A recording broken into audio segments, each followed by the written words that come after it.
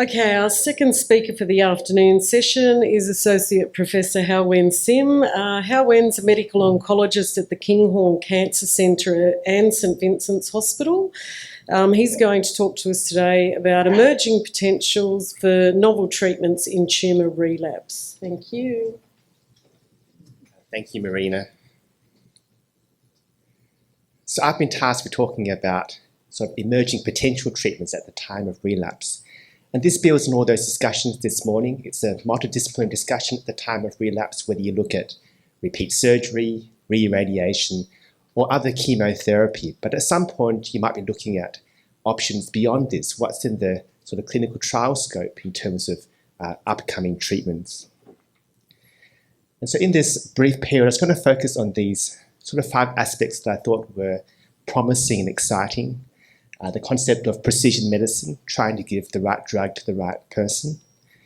The use of immunotherapy, which has been very successful in other cancer types, which are trying to apply to the brain cancer setting. Repurposed medications, which is where we're trying to use what we already have as best we can. Increased technology with some novel medical devices, which might be providing some new opportunities that we'll cover.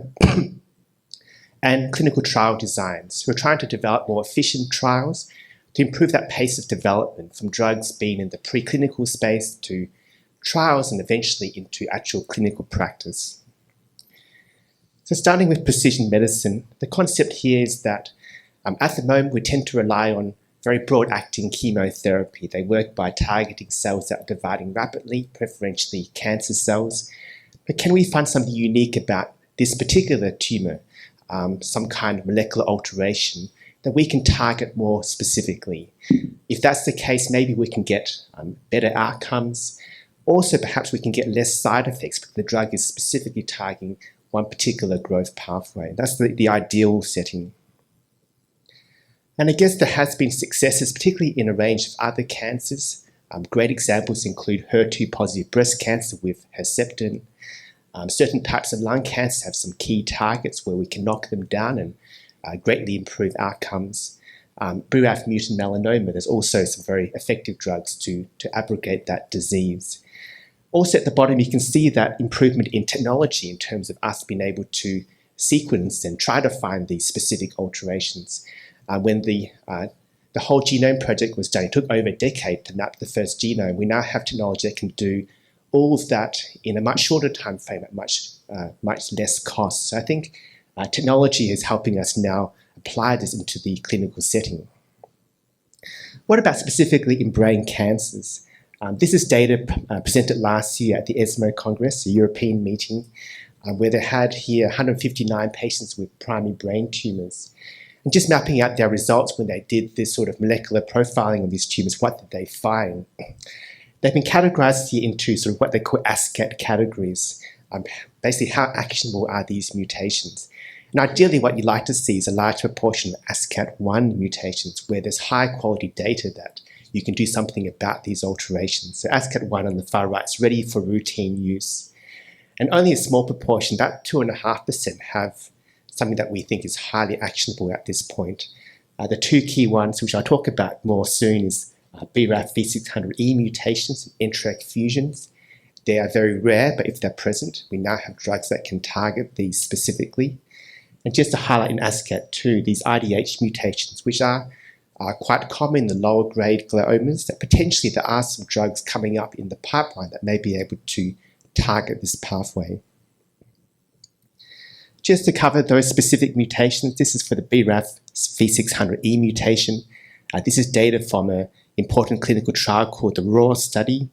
And basically, patients had the combination of dabrafenib and trametinib, which is a BRAF MEK blocker. And the idea is to knock down this BRAF pathway. And the bottom line is that in those with high-grade gliomas with the BRAF mutation, about 1 in 3 people had what we call a partial or complete response. And for the lower grade gliomas with the BRAF mutation, about 2 in 3 had an important response, where you could actually see significant shrinkage of the tumour. And still, I guess, not everybody responds, but this is much better than success rates of other sorts of cytotoxic chemotherapy. And to give you a sense of that, with many of the regimens that we give in the recurrence setting, like lomustine, for example, the sort of response rates where you get marked shrinkage is typically less than 10%. So this is many-fold better than that. The second alteration is NTRK fusions. These are very rare in adults. This is a much higher likelihood in a pediatric or young adult setting. But this is also another important alteration. The graph at the bottom is called a waterfall plot and basically maps out the best response in each of these patients, where the horizontal line is 0%, where the tumour is stable. Anything below that line for that patient means that the tumour has shrunk. And you can see that for the vast majority of patients in this cohort, that there has been some kind of shrinkage, and that 1 in 3 had what they call a major response. So you can see at least 50% reduction in the area of the tumour. So although very rare, I guess if you find this, we'd be keen to get the drug that can try to target this particular alteration. And my colleague Liz Hovey mentioned very briefly earlier today that potentially with those low-grade gliomas with the IDH mutation, there are some drugs that have been in development for some time now, brain-penetrant IDH inhibitors that we're hoping may make a difference for these tumours. We have been told that there was a recent phase 3 trial conducted in the United States looking at vorasidenib in low-grade IDH mutant gliomas. This is early in the trajectory where they haven't had any radiotherapy or chemotherapy yet, which supposedly met its primary endpoint, and that will be presented early in June. We'll have some results to report at that point. So I think just to give you the sense that there are some developments. With the precision medicine approach in brain tumours, the vast majority don't have these highly actionable variants, but if you do have them, it's worth knowing about. And so our approach has been to try to, in most people, perform profiling to make sure we're not missing these opportunities. The second concept is that of immune therapy, which has been very successful in some cancers, especially melanoma and lung cancer and various types of bladder and kidney cancer.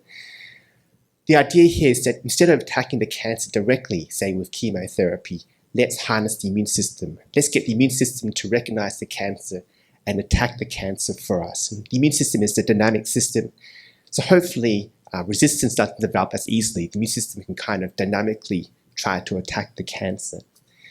We've tried to adopt this into the primary brain cancer setting as well, and I must say so far we haven't had the same degree of success. And I guess why is that? We do know that the immune system in the brain is different. There's that blood-brain barrier. The immune system is quite protected. It has ways of dampening that immune response. It's hard to sort of upregulate that. And also there are certain types of important immune cells which are not present in high quantities at resting state. But we do think, theoretically it should be very possible. We know the immune system, it is very capable in the right setting. If you have meningitis or encephalitis, the immune system can activate and kill that off. And so it's certainly competent, we just haven't worked out the right levers to pull to turn on this machinery. There are a number of forms of immune therapy. When people talk about immunotherapy in cancer, generally we're talking about immune checkpoint blockers. And the two most common types are the block CTLA-4 at the bottom, or PD-L1, PD-1 at the top. These are two immune checkpoints. CTLA-4, if you block this basically overall upregulates the immune system, makes it much more active, and being a more active immune response, it's more likely to be able to attack the cancer rigorously. And the PD-1, cancer cells have adapted to express high levels of PD-1 in their surface. And what that does is tells the immune system to ignore it and makes it hidden from the immune system. And the idea of blocking this molecule is to make these tumor cells visible again, so hopefully the cancer cell can recognize and mount an attack. And this approach has been very successful, particularly in melanoma, for example, but we haven't quite had the success as single-agent therapy in the primary brain cancer setting. But still worthy of noting because this might be something we can combine with some of the other types of immune therapy which look promising.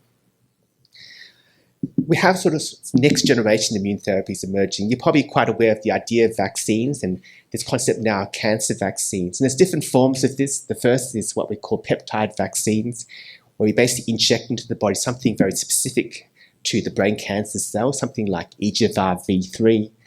And we hope then that the immune system can mount an immune response and then go away and actually attack the cancer based on this specific peptide local to the tumor.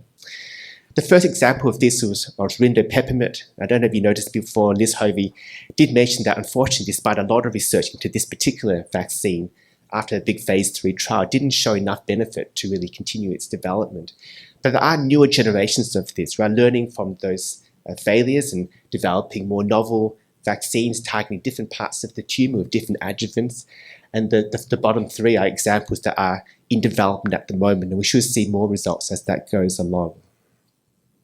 Another type of vaccine is called a dendritic cell vaccine. In this case, we actually take out of the body what we call dendritic cells. These are cells that are important to recognize foreign parts of the tumour. And outside the body, we train the dendritic cells to recognize something specific to the cancer and then re-inject them back into the body. And by training them outside the body, we can pump them with lots of growth factors and make this process very effective. And these sort of mature dendritic cells can then go back and hopefully attack the cancer. And 2 examples that have had a lot of development so far, there have been dendritic cell vaccines based on CMV virus. The Duke Cancer Group in the US have been working this for some time, and there's efforts to try to open up similar trials here in Australia based on this approach. And another example is the DC-Vax trial, DC-Vax product. I'm not sure if you're aware, there was a publication of a phase 3 trial earlier this year about DC-Vax showing that this may have some promise. Another important type of immune therapy are virus-based therapies. A key type is where you have a cytotoxic virus. The idea is that you modify the virus. Here, a poliovirus that's been modified is injected into the tumour bed, and the idea is that the poliovirus has a natural affinity to the brain, and it can try to attack the cancer. Not only that, but once the cancer cell is killed, it actually spills its contents into the environment, and you can try to get some kind of immune reaction to that. This data was published back in 2018 in one of the very big medical journals. These are patients who had recurrent glioblastoma. This is a survival curve. Unfortunately, most people in both arms, those with control and those with the polio vaccine, most people did not do so well.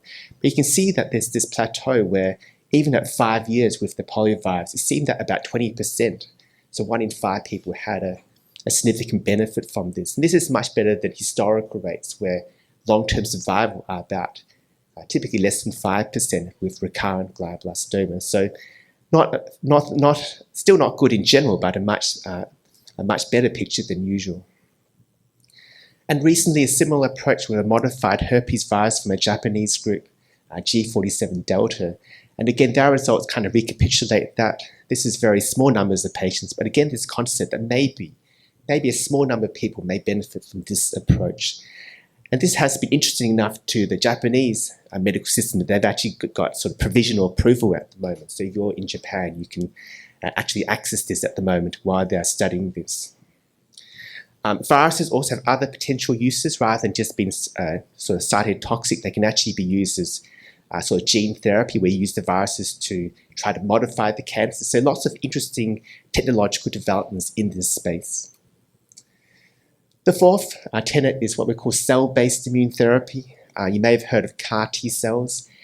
This is the approach. Instead of trying to make the immune system recognize things, we actually directly modify the key effector cells in the immune system, the T cells. And we sort of modify them so the T cells directly able to latch onto the cancer. We change the receptors so they can bind directly to the cancer cell. This has shown great success in various types of blood tumours, the leukemias and lymphomas, and we're trying to adapt this into the primary solid tumour space as well.